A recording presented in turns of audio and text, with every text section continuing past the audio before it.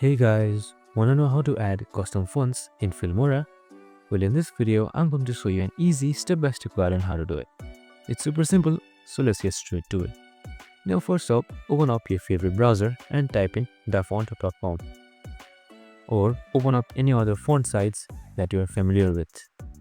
Now, I'll just install any one of these fonts right here.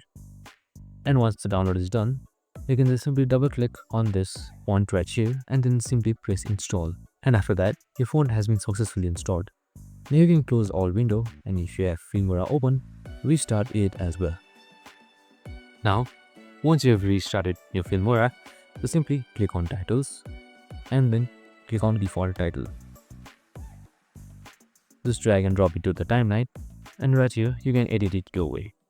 Now you need to remember what font you installed, so just search up its name, and then there you have it. This font has been successfully installed and you can insert it right here and edit it as you want. I hope this video helped. If it did, make sure to like, subscribe and tune in with us for more of these videos. See you in the next one.